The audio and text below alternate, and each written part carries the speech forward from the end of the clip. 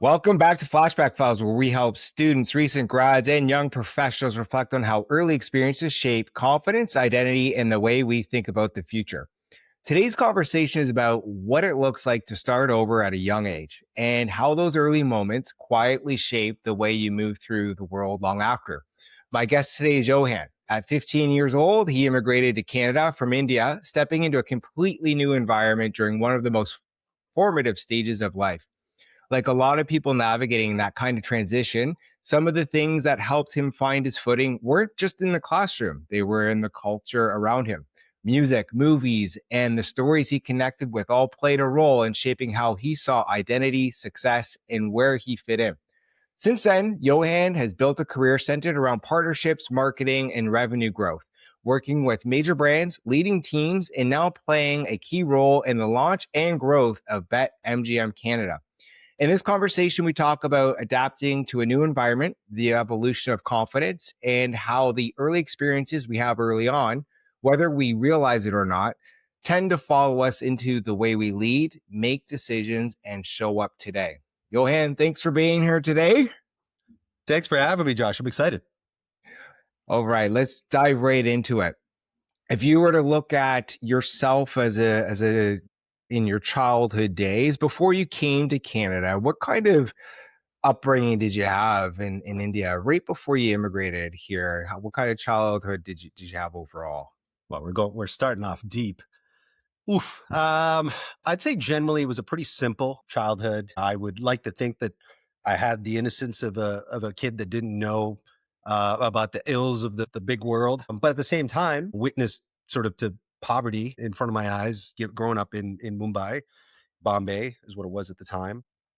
But loving parents, very strict, and certainly my dad was formerly in the Air Force, so a lot of discipline in the household. But generally, a simple childhood growing up, outside playing most of the time, and influenced a little bit by North American culture that kind of permeated over, in the form of Baywatch or WWE. Nice. Okay, cool. Already the pop culture is coming out. It's great. Yeah. So you came over to Canada when you were 15? 13, actually. Good, but 13. Yeah, interesting age because obviously, going through puberty and then having this massive transition. So grade 8, or were you going into grade 9? Yeah. So interestingly, I would have been able to just join grade 9, but because it was a little bit earlier, there was 4 months of grade 8. So I got the benefit of having to sort of acclimatize into grade 8 and then grade 9. And then we moved schools again. So I had 3 moves, or 3 school moves at least, within that 2-year-ish period. Yeah. So you had a geographical change, and then you had 3 school moves. So of all of that moving around, what do you remember most about those early days of immigrating to Canada? I mean, you have this vision of what North American life is going to be. And again, it comes through in the movies. There should be this show. It's kind of stupid, but it's called The Wonder Years. And I don't know why, but, I go to my neighbors. They had a color TV. We had this small black and white 12-inch TV and the antennas. And so it didn't have anything, but our neighbors had some form of cable and a nice color TV. And we'd go and watch the show called The Wonder Years, and about this kid growing up and somewhere in suburban USA, and, a girlfriend down the street named Winnie, and kind of a strict disciplinarian dad like mine. And I just had this idea of like what North America was going to be when I came over. And I just assumed come here and you're going to be popular like you are in India, and people are going to know who you are, and they're going to want to be around you. And, so I was excited to come here, and it was just kind of hit me in the face, putting aside the weather and, all of those things. The fact that like people they don't really care for you or your story. You're just another kid just trying to fit in. And that kind of shocked me a little bit. And that's what I mean by like growing up with this innocence, in India, where you assume that like, hey, it's going to be like this wherever I go because I'm that guy. And then you come here and you're like, no, you're not. and you got to sort of establish your identity again. And so that culture shock was more, and again, it's felt because as kids get into that 13, 14, age, that's when you really start to see sort of some of the meanness come out in personalities, and survival of the fittest. And so that was, it felt a little bit like, walking into something that you thought was going to be a like paradise. And then you realize, hey, I'm being thrown into the jungle here. And, I need to either find a way to be liked or be feared or something, but I can't just kind of, wade through the way that I'm hoping. And people aren't going to come to me and like me for me. Okay. And so what did you use? What tools did you use consciously, subconsciously to start to get acquainted with kids around you? And how quickly did that happen?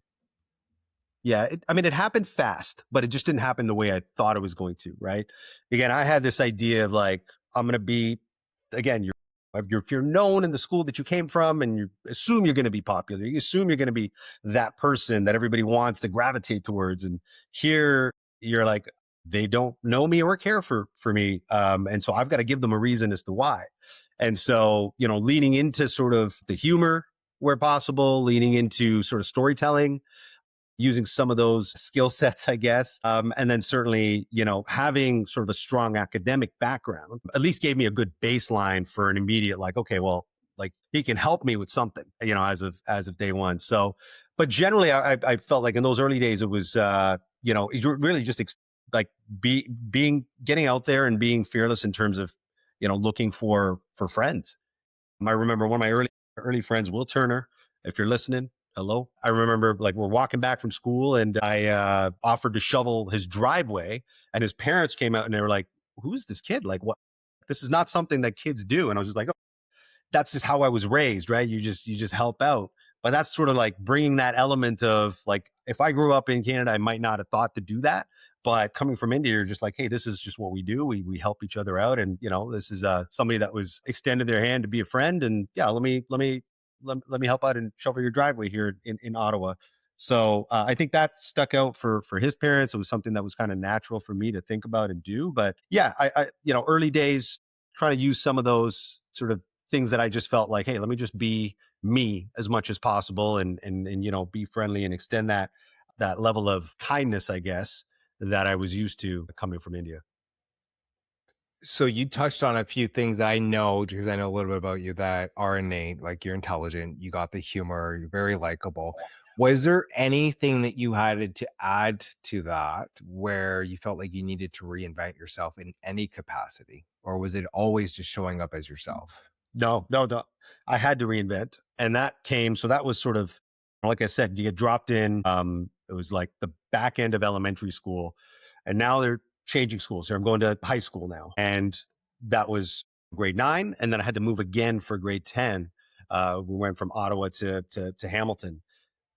By the end of those two moves, I was not the person that I was not me. And so, yeah, I had to reinvent. There was a hardness that I had to develop in the exterior. Again, that sort of whole element of, kind of being open and just, open to sort of new friends and all that.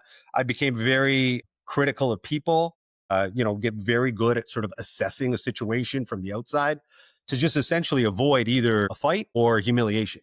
Right. So you get good at kind of just understanding just the energy of situations as you're walking through. That's what I mean by, I joke that like the jungle, but the reality is you're actually getting astute to what's happening. What's the pecking order here?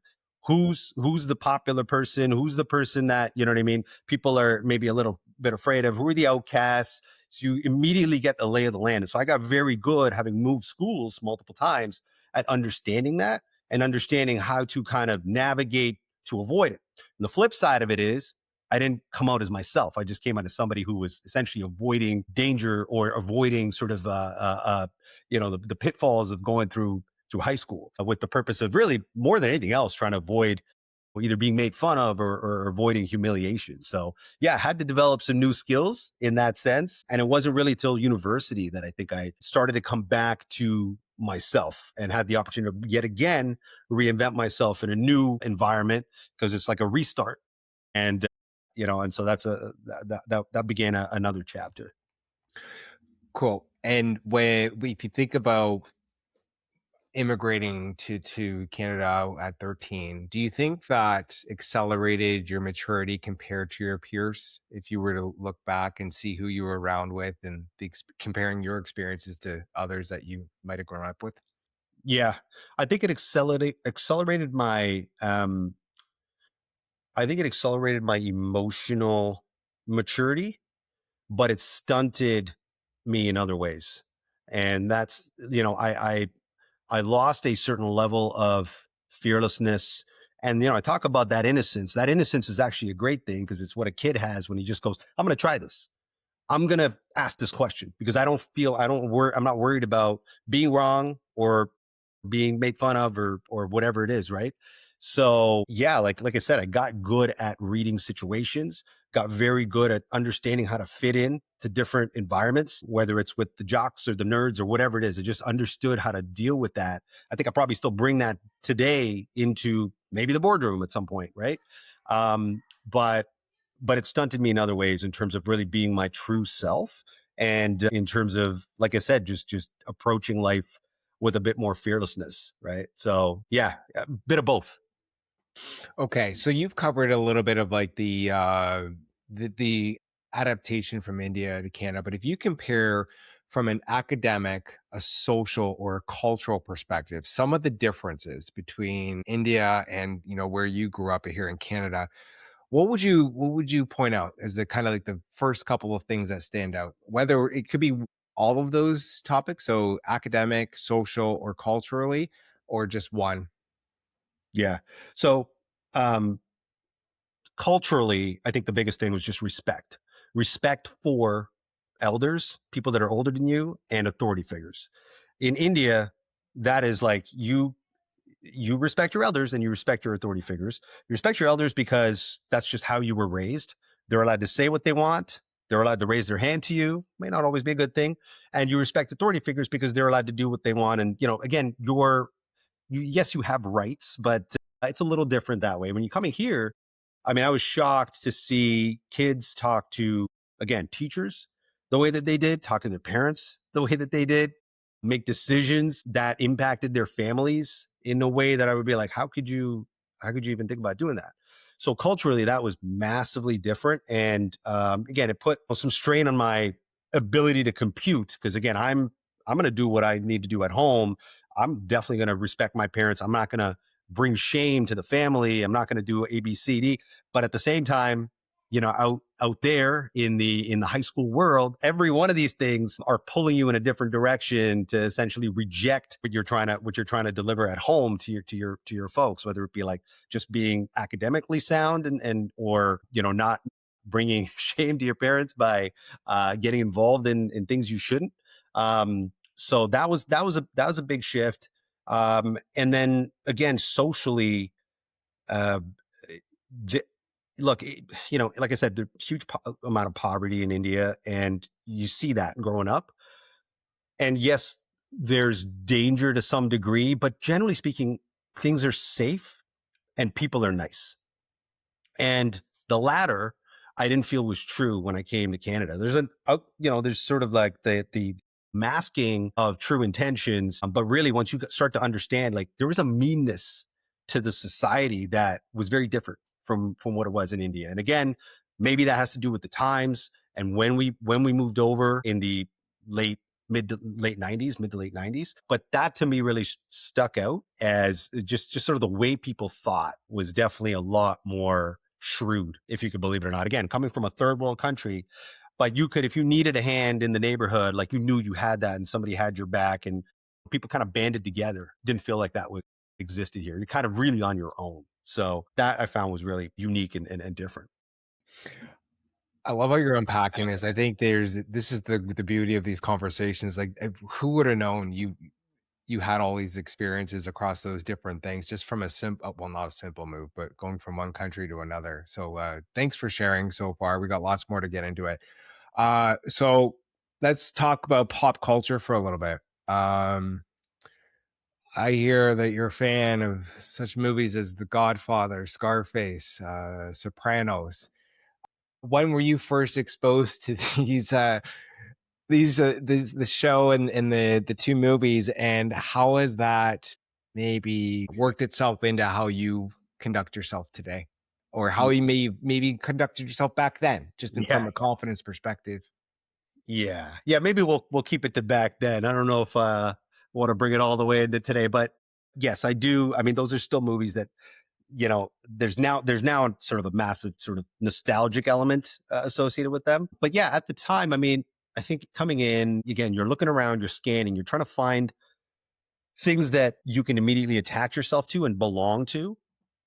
And it could have gone in many different ways. Again, it could have gone down the rocker skater path. It could have gone down the, I don't know, many different paths. But hip hop culture and everything that came with it was just something that I was able to I gravitated to, and felt like that felt like a place that I could at least be like, okay, I'm aligned with something here. This feels about right. And I can belong to something, as far as sort of culturally, I can associate with this, and, assign some value to what I do. So in some ways it kind of looked to those types of shows and those types of movies, which are embodied in the hip hop culture as references, as sort of guides a little bit as a kid going through high school. And you see these characters who are living life without fear, getting what I really wanted more than anything else at that time. And this is the theme: respect, right? It's respect all the way through. And every one of those characters, they're commanding, demanding, and eventually getting, in some way, shape, or form. It's all about respect, and certainly family to a degree. And when you think about movies like The Godfather, there's that element, and that was always important, still is to this day. But the respect piece was really what they kind of reinforced, and rightly or wrongly kind of instituted in my brain this idea of like, if it's not given, you must take it. And so, yeah, for some period of late high school through my mid to late 20s, perhaps, like, that mindset continued to kind of come through. And in some ways, I guess you could say those movies were kind of a bit of a support system in that way, just kind of reminding me of like, hey, this is what you need to do. They have to respect you. And um, so obviously, again, maturing from then, now at age 44, I take from those movies what I can use today, and it's not the same lesson. But that theme, that theme of respect is kind of what cut through, and that's why those movies resonated a lot for me. Interesting. So, going back to your hip hop, you touched on that a little bit. Why West Coast over East Coast? It was just the Tupac influence. Again, I came at the end of '96, and so in the wake of you know the death of Tupac, and at the kind of the peak of that East West war. And yeah, I still remember like looking at Source magazine, when you'd go into like the 7-Eleven, and just culturally it was just so vibrant. It just hit you over the head. And then of course when you pick up what's around. So if kids are talking about it, you're going, oh, this matters. This is a big deal. So I'm seeing it on the magazine, and then kids are talking about it. And then somebody throws you a a tape, right? Which you throw on the Walkman, and then the music floods in. And it's just when something gets you at a time where you're highly impressionable, it sticks. And that was what hip hop culture was. And that was what the West Coast music just came in before the East. I mean, if it was the East Coast, if it wasn't that time of year where Pocket just died, like maybe it would have been different. Maybe it would have been something else, right? But yeah, it was just the right place, the right time. That's what kind of drew me in, and then it was reinforced, with the kids that I was around, and what people were talking about. And then once it stuck, and you just kind of go deep into it, and you realize, man, this is again someone that you can look to for some form of strength. Somebody that was loud, confident, stood up for something. And so again, as a young man going through that difficult time in life, highly impressionable, that's an easy thing to kind of gravitate towards. I don't want to have this come off as a therapy session, but do you think you were trying to grasp at things to help build and maintain your confidence as an individual? Absolutely. Yeah. Cause I mean, I didn't know who I was, right? I knew I was Yohan from India coming in, but those things that I brought from there, that lens through which I looked at life from there over here, that wasn't cutting. So now, if you don't have good mentors around you, you got to find them somewhere. You find them in the movies, you find them in hip hop, you find them in culture. And so that's essentially what happened with me is, you gravitate towards these things, and music's, extremely powerful because you're at the time, again, music videos was a big deal as well. Radio was still relevant. So when you get those opportunities to listen, you're paying attention in a very different way than you are today, where we're bombarded with stuff from, on our phones and social media and small short clips. And back then you listened to stuff in its entirety. And yeah, I absolutely was looking for stuff to help rebuild and go, like, if this works for that approach works, then maybe I could take some of that. And if this approach works for this character in this movie, then maybe I could take some of that. Maybe that'll resonate here, because clearly people are listening and it matters enough to people that it's become part of the culture and they're talking about it. So, how do I emulate that?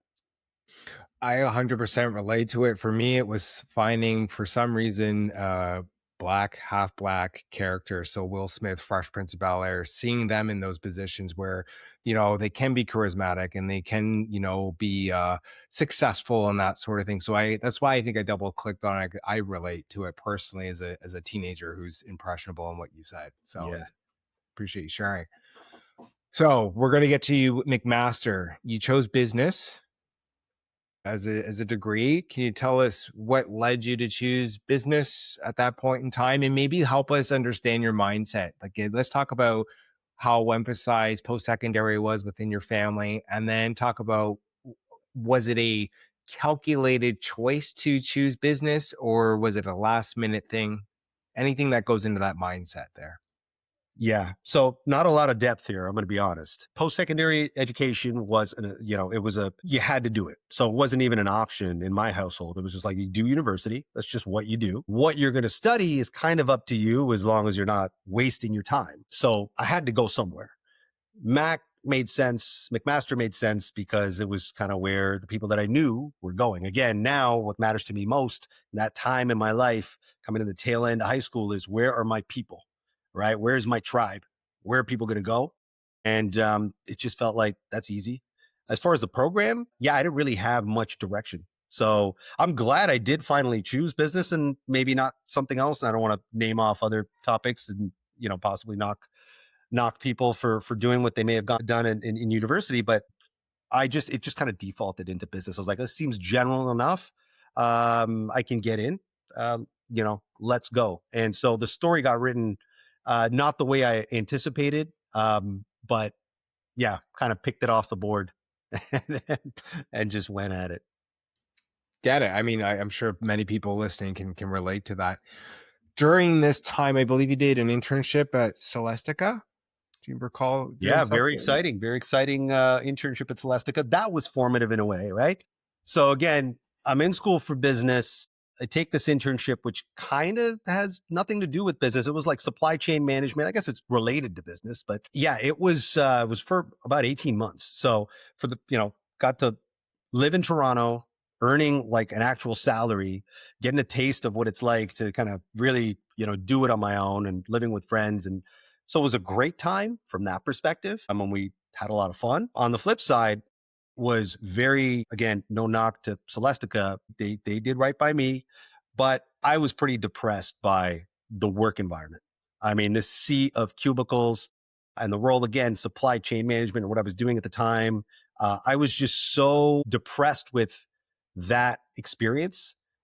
I just wanted to go back to school. I was excited to get back to school. And frankly, I was like, it wouldn't be bad if I spent more time in school. It wouldn't be bad if this was like, another 2 years left. Like, just flirted with the idea of like, what would happen if I didn't graduate? How could I spend more time in school? Because I wanted to stay connected to the vibrancy of university life and young people and, people my age versus this, corporate environment that just felt sterile and boring. And, like I said, I'm going to use the word one last time, depressing to me.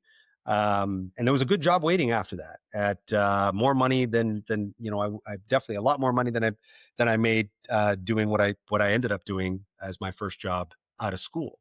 So, but that was like a real reminder as to like, you can't do a job that isn't exciting to you. I'll see it through because I made the commitment, but, just, you're not going back to that.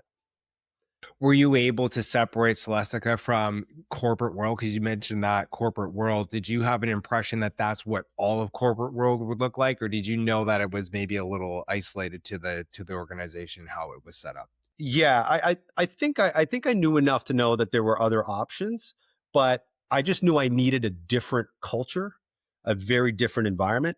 And we're jumping ahead a little bit, but that's essentially why I gravitated towards We and the Me to We social enterprise and then Free the Children. And it was a young organization. It was vibrant. It was essentially like an extension of university, but now you're working and getting paid, and but everybody else around you is like your age, and you're hanging out after and working hard, and but also partying together and having a good time, and you're working on things that are interesting and exciting. Like, you're not at the desk, you're out there working on partnerships. You're figuring out how to launch a book. Like, you're doing stuff that, really you have no right doing, but you're getting the experiences. And so that's what pulled me in a completely different direction, not for profit, but very different from that, you know, environment that I was in prior.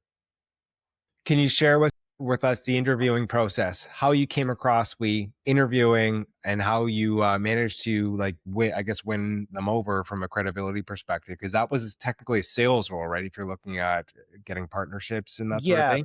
business development and marketing. It was a lot like most roles that I've had since, and probably a lot like the role I have today.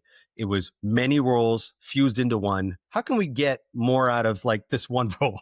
So it's like there's marketing, traditional marketing, there's partnerships, and helping execute and fulfill against those, and then there's figuring out stuff that we've never done before. Like, how do we put together this event for 7,000 kids at the time, 7 or 10,000 kids at the time at the Rico Coliseum? How do we put this thing together?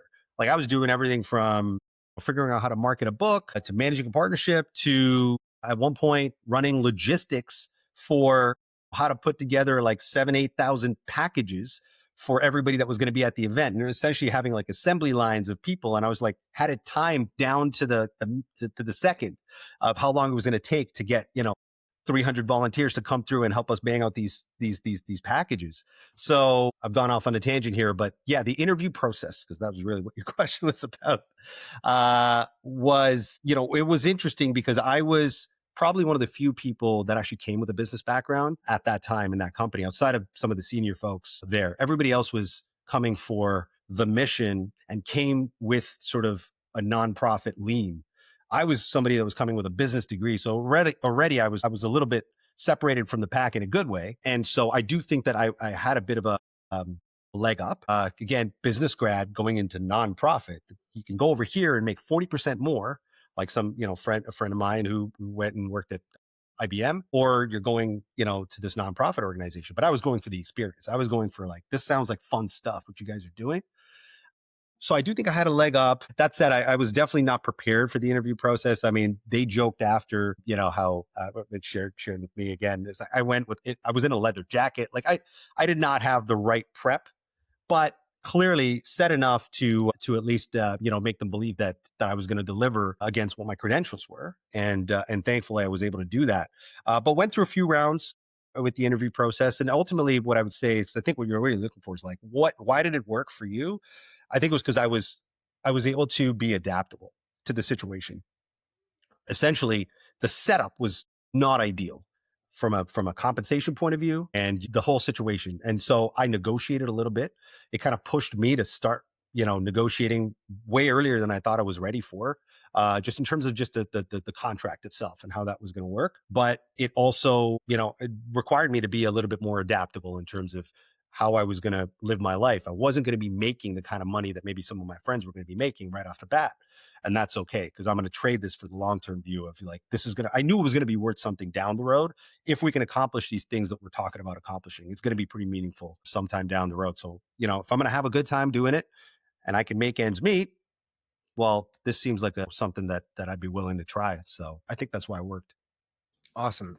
How did working on something like that was mission driven, so We Free the Children, shape how you think about work and impact? So I'll be honest, I wasn't there for the mission first. I was there for the job, right? The job was exciting. These experiences were going to be interesting. I was going to get exposure that I wasn't going to get anywhere else. And I was honest with them about that as well. They knew that. But having the mission on top of that was like this extra fuel that, when you're kind of near being tapped out, you kind of know, hey, man, like at the end of the day, there's some pretty cool stuff that we're doing and it has this positive impact. So, really kind of when I talked about the role in different circles, that always came through. It kind of, when you talk to people and they go, oh, wow, that's really cool. Like you get to do cool stuff. But there is this mission of, inspiring young people, making change, helping sort of communities overseas. That's pretty powerful. So I didn't come for that, but it fueled me. And I didn't think it was going to, but it ended up fueling me as you start to see how people respond to what you do for work. Because to me, I'm just like, hey, I'm getting a check. That's why I'm here and I'm getting experience, right? But then when you realize that the mission is actually something that resonates beyond just those walls, that gives you that extra fuel to go even further. And today, like as I bring it to present day, I realize how powerful that can be for sort of a broader team and people that work on something. Having that clarity around a mission to align everybody behind is pretty powerful versus just, hey, we're just here because we make widgets or we're here because we sell a service. So doesn't matter what you do, as long as there is some mission behind it. You may not be working for a nonprofit organization, but if your leader can get you to buy in to some form of mission, that mission could be culture related, right? It could be about being the best in the business that you operate in. And as long as you can get that buy-in, yeah, it can really fuel folks. And I saw that happen firsthand, and for me. Nice. So a lot of your career does center around partnerships. What makes, in your mind, someone good at building meaningful partnerships?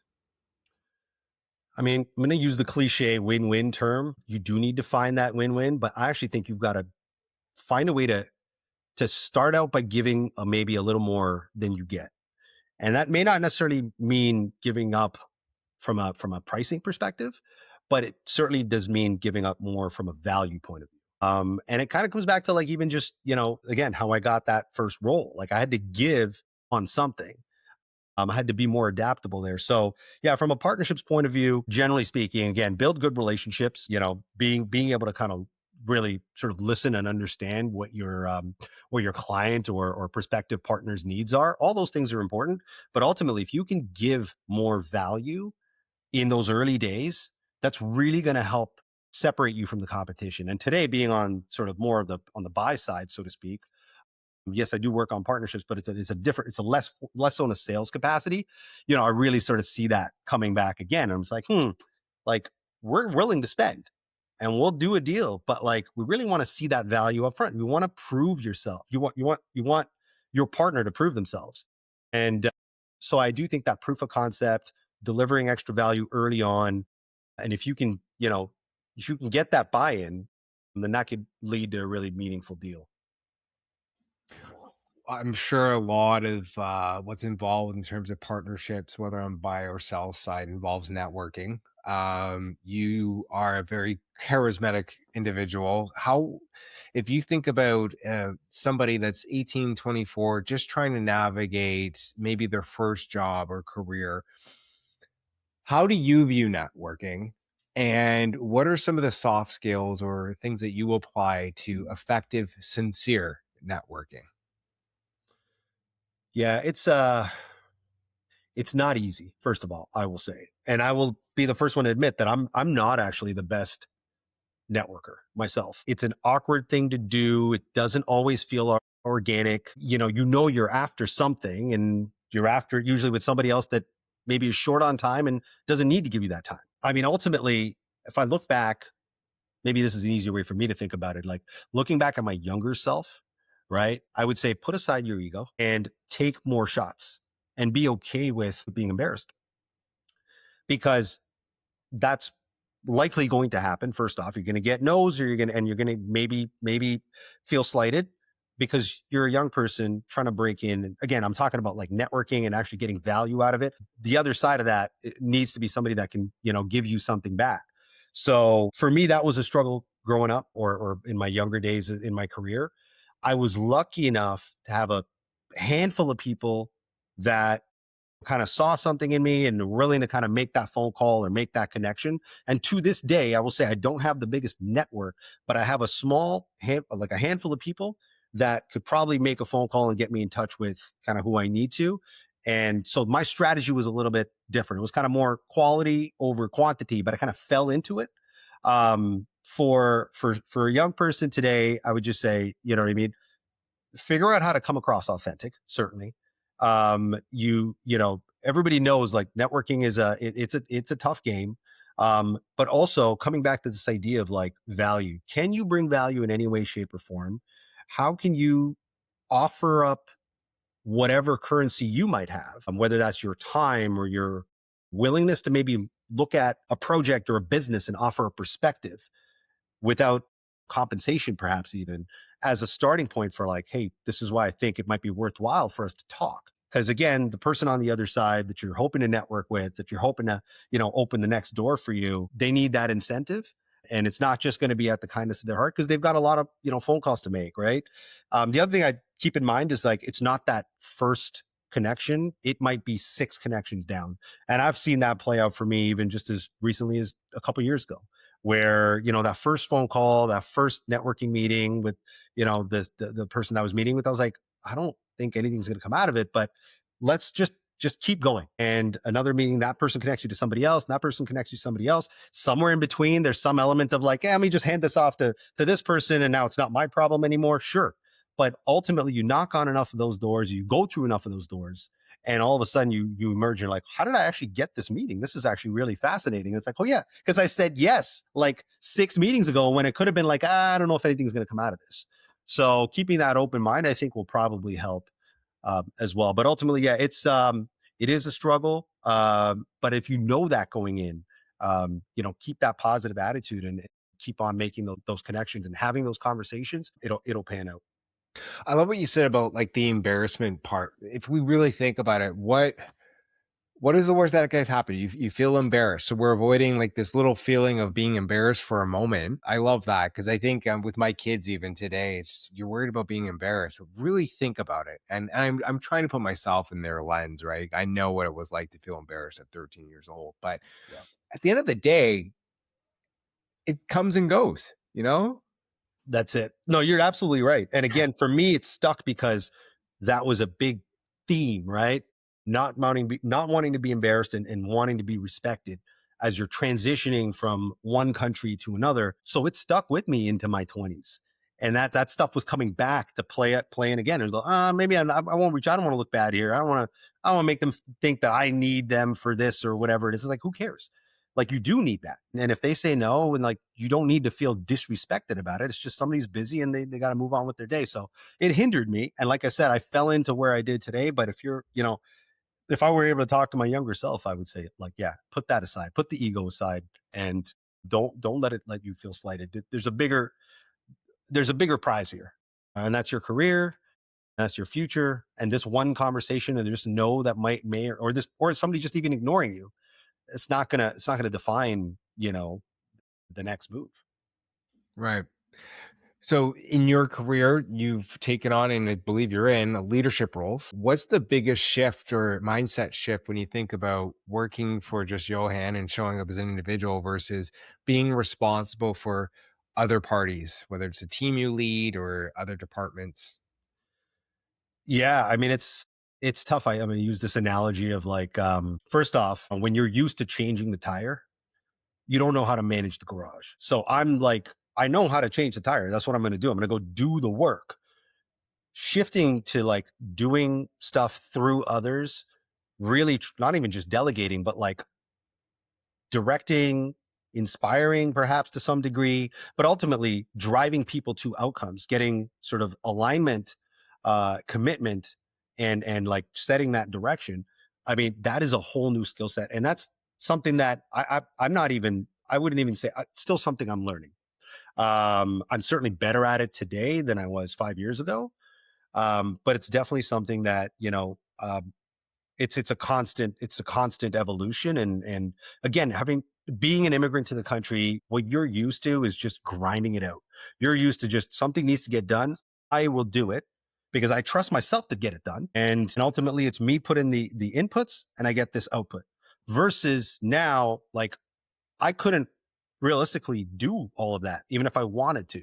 And so I have to rely on others, and I have to trust, and I have to give clear direction and help folks realign when they're off track, and be accountable for somebody when they maybe miss the mark, because ultimately, it's my project, but it's being delivered through them. So those are all things that, yeah, it took a long time to kind of get used to. And then so once you own that, then being responsible for the team kind of just falls in line. And ultimately, you're like, look, I yeah, these are my people. And if we're win, lose, or draw, and it's usually, as you probably know already, if it's a win, it's the team, and if it's a loss, it's on you, right? And that's really the biggest shift from a leadership perspective. I'm very much used to like, no, no, no, like I do this, and if we fail as a company or if we fail as a business unit, like and I've done my part, then that's somebody else. But that's not the case anymore. It's like it's you failed if you haven't been able to lift everybody up at the same time, and we all hit our goals. So yeah, it's still something that I work on today, and but it's a big shift. It's a big shift from being a doer to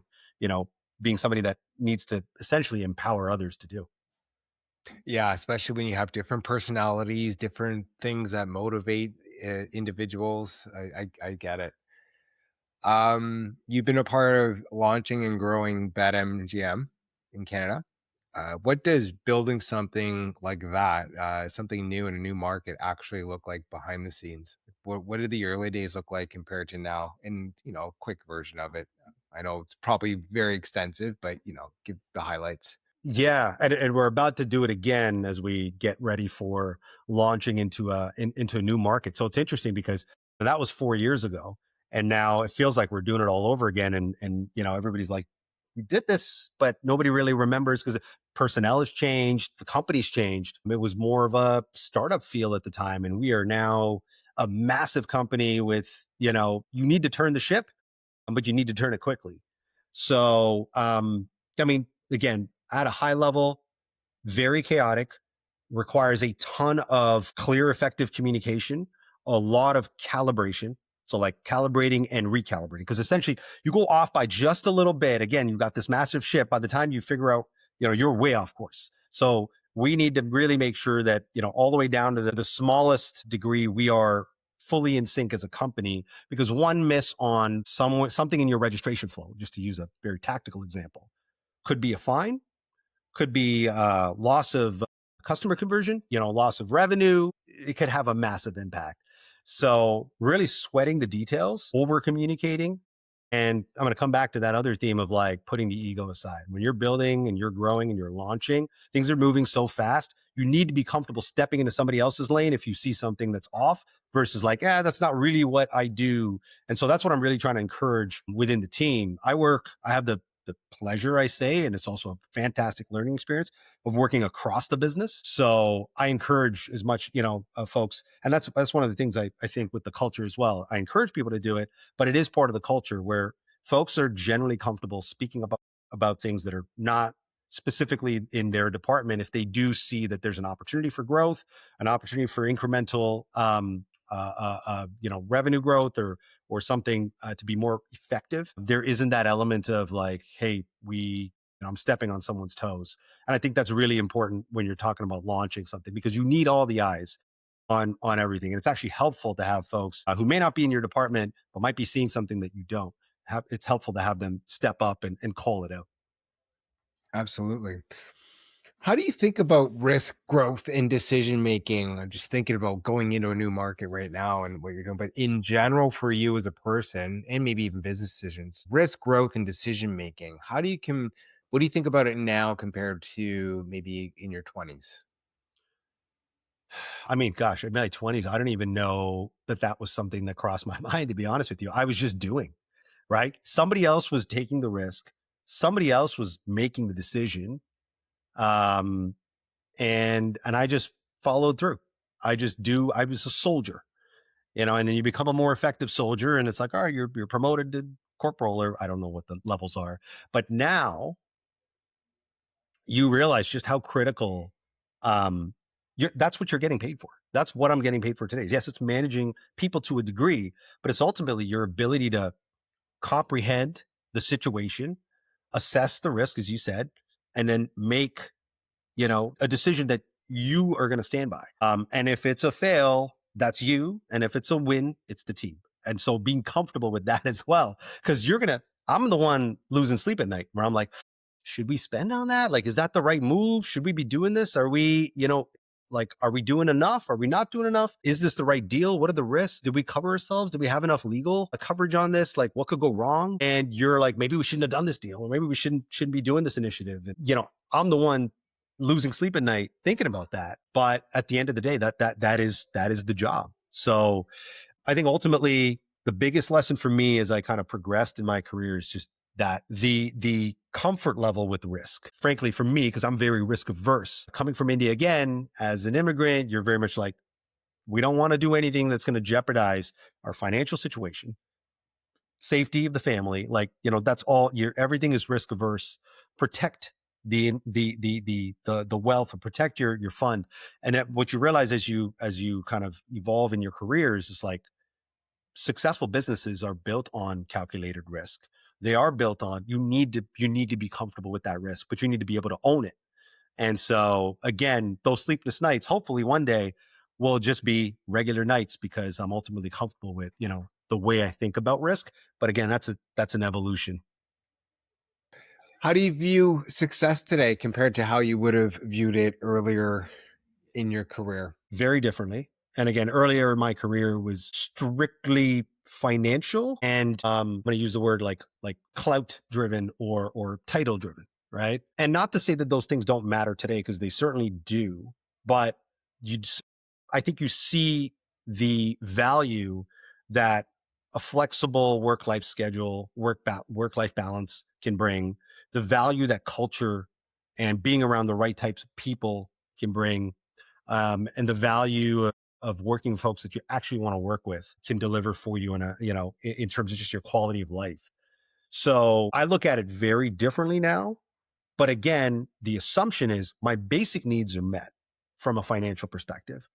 Yes, there's like, I could chase something bigger.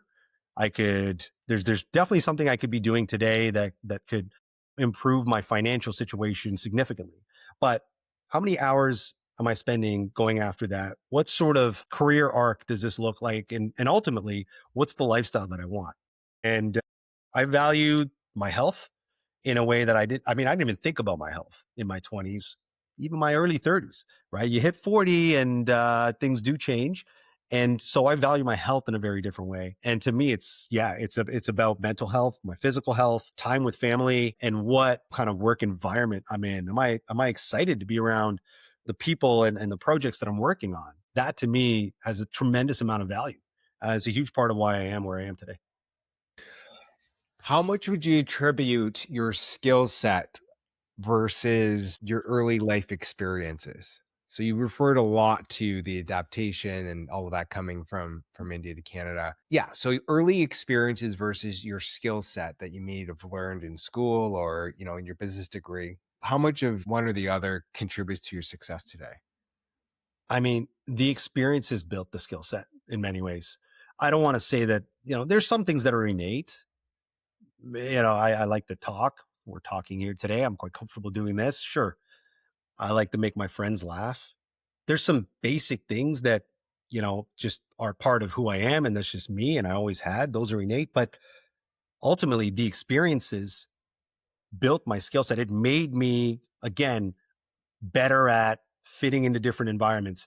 It made me better at reading situations. It made me a more effective communicator. It made me be better at storytelling. And again, you're doing that amongst friends to try and be the cool guy at a party. And today you're doing it maybe in the boardroom in a work setting on a big presentation or client pitch or whatever it may be. So yeah, I don't think it was one or the other. I think the experiences fueled the building of that skill set. It kind of made it necessary. And that's the toolbox that I'm pulling from today. Okay, cool. We got a couple more segments here, so I'm going to ask you to just maybe impart some wisdom to the younger folks, and then we're going to get into a lightning round. You okay with that? Yeah, let's go for it. Okay. So, for someone in university or early in their career right now who might feel behind for whatever reason, marks, not the role that they currently want to be in, what would you say to them? I think the only thing I can say is because I don't know what their mindset is, right? The only thing I can say is you have time on your side in a way that you do not understand. Like, believe me, you do not understand. So the biggest advantage that you have is time. And I squandered a lot of it just trying to have fun and fit in. And I look back and I go, man, how much I could have accomplished if I'd actually put that towards building myself, building my network, So yeah, for a young person today, like I said, without knowing their exact situation, I wouldn't want to go as far as, giving them some wisdom that's not going to hit. But the one thing that is true is time. They have time. It's a long, it's a marathon, and you have the advantage of energy and time, and that is what you're going to deploy. That is, just how to deploy it is you got to figure that out. But just remember you have that you know over folks that are already well into their career. So you got to figure out how to deploy that. I don't know how many people think about approaching careers right now where, you get a job and you work at it for 20, 25 years. But in your case, you've changed industries, right? You went from nonprofit to MGM Canada. It's a pretty big change. What would you share with somebody in terms of experience or what to look out for in terms of just being open to changing industries along the career? So for to those who may not have a non-linear that may have a non-linear path in their careers.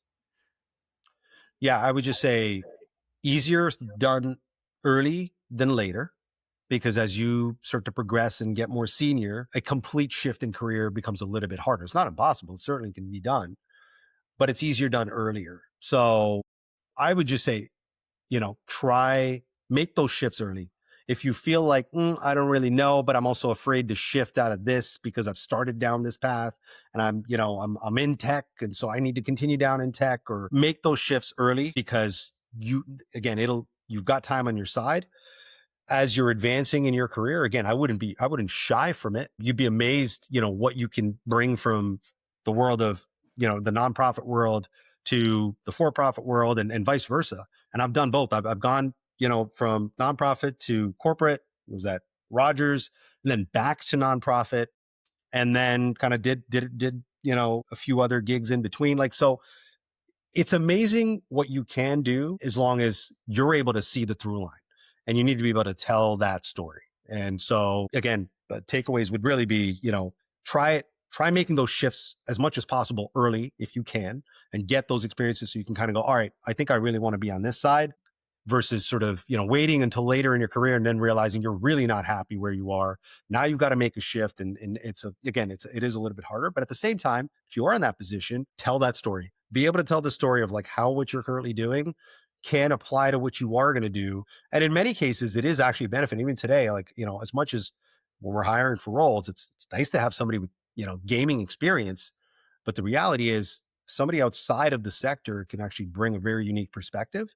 And so as long as they're providing astute kind of commentary about what they see, insights, like, it's, in fact, that might actually be more valuable, because now they don't have the benefit of being inside the industry. So actually, if somebody comes with insight about what we may be missing or should be doing, and they're not from the industry, that's going to hit a lot harder than somebody who is, because you expect that from somebody inside the tent, so to speak.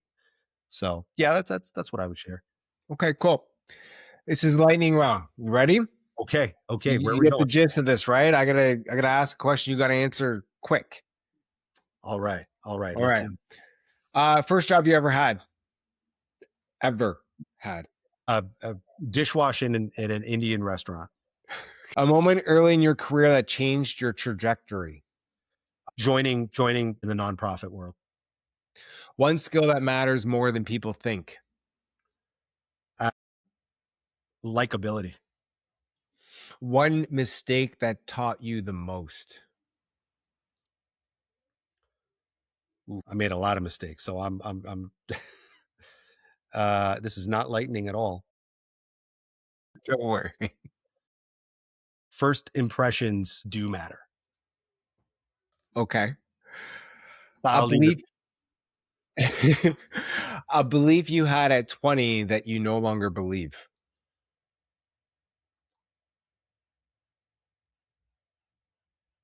that no is a bad thing, that hearing no is a bad thing. If you could give your 18-year-old self one sentence of advice, what would it be? Drop your expletive ego. Snoop Dogg or Ice Cube? Snoop. Favorite hip hop track from that era that still hits today? I mean, hit. You want to say hit? We'll hit him up. Okay, Tupac. Okay. Don't look it up. That um, The Godfather, Scarface, or The Sopranos? Which one stands out above the rest for you? Godfather all day. I love all those movies. I mean, Godfather, just beautiful. Respect, family, art. I can go on. This is lightning round. I'll leave it at that. If your life had a soundtrack at 15, what song would be on repeat? Picture me rolling. I love it. Yeah, Okay. it's popular. That's lightning round. So just in general, when people look back at your story one day, what do you hope they say shaped who you became?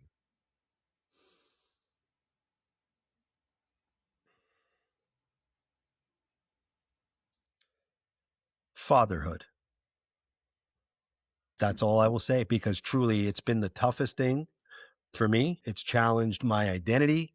It's strained the amount of time I can put into things that I want to do outside of being a dad. It's challenged my relationships. But I'm working every day, and I see the light at the end of the tunnel, and in terms of what it can mean for me and for my son, and how it's forced me to evolve in many ways that are ultimately positive, but difficult to go through in the time that I'm going through it. So yeah, I would say fatherhood. Incredible. It's probably the ultimate role that forces you to stay out of your ego. Yeah, I mean, look, I make this joke. I'm like, I'm a guy who has a kid right now. I'm working at being a dad. So Good for you. Well put. And very humble of you to say that. Man, this is our time.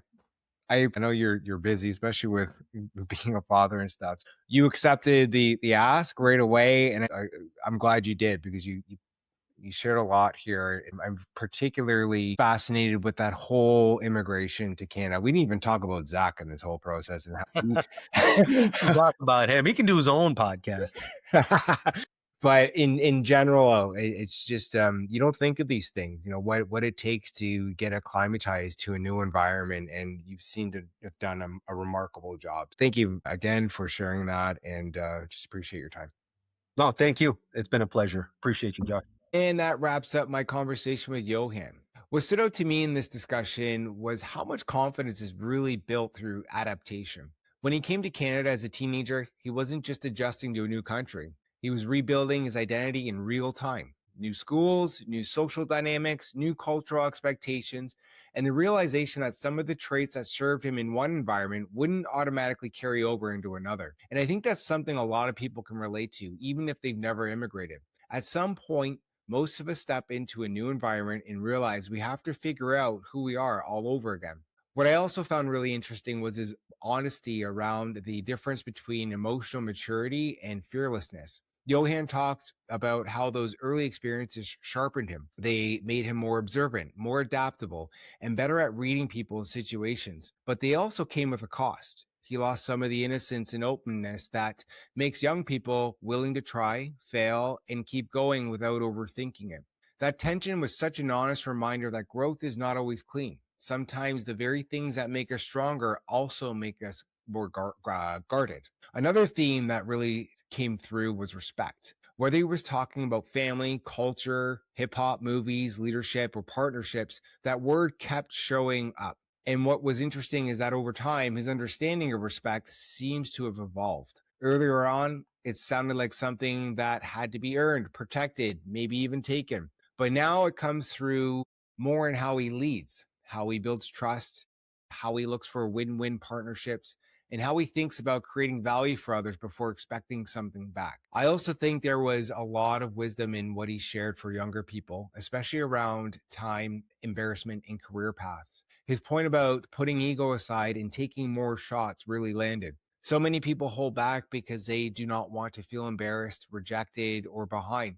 But Johan's story is a reminder that careers are rarely as linear as they look from the outside. And that a lot of growth comes from being willing to move, adapt, and keep going before you feel fully ready. And maybe the most grounded part of the whole conversation was where he ended: fatherhood. After all the titles, the leadership roles, the launches, and the career growth, that's what he pointed to as the thing shaping him most. I thought that was a powerful way to close because it reminds us that who we are becoming is not only shaped by work, it is shaped by responsibility, by relationships, and by the roles that challenge our ego and ask more of us than we expected.